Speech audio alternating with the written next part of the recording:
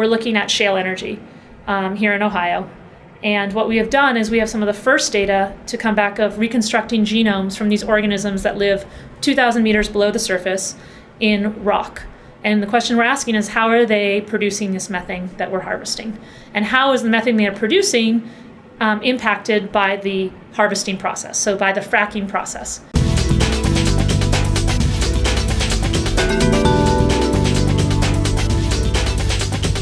I'm Sandy Hsu. I'm Director of Research Computing Services at ASC Tech. Working with Kelly is sort of a model for how we would like to work with faculty. We began working with her before she even got here. We were able to plan out how to get her a server and storage and where to put it, to know a little bit about what she's doing and how she wanted to work.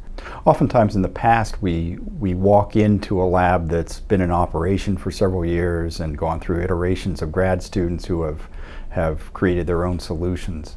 But by working from the beginning with the researcher herself, we were able to provide a more durable solution. I feel really, really fortunate. I don't think there's many assistant professors at many R1 schools that have this kind of relationship. And I think that it's instrumental in why I've been able to be so successful and have this paper coming out in the first year of my starting this position, is that we were basically able to hit the ground running with the support that we received. My research in my laboratory looks at methanogenic biomes. And so we look at basically microbial communities that produce methane. We're interested in this because these processes control greenhouse gas emissions.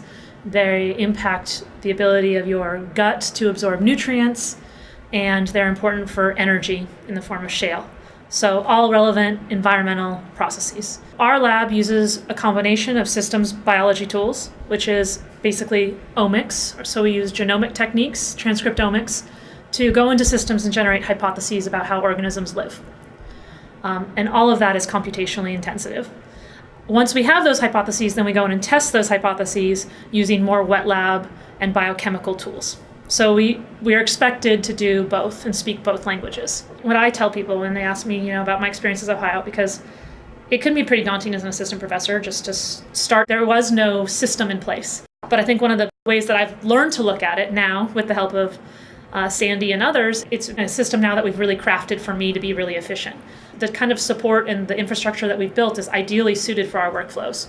And so I think that there's a value in crafting and having this tailor-made resource for us, is that it's made our workflows very efficient. And I think that it's tremendous that I have a working relationship with my college at the level that I do.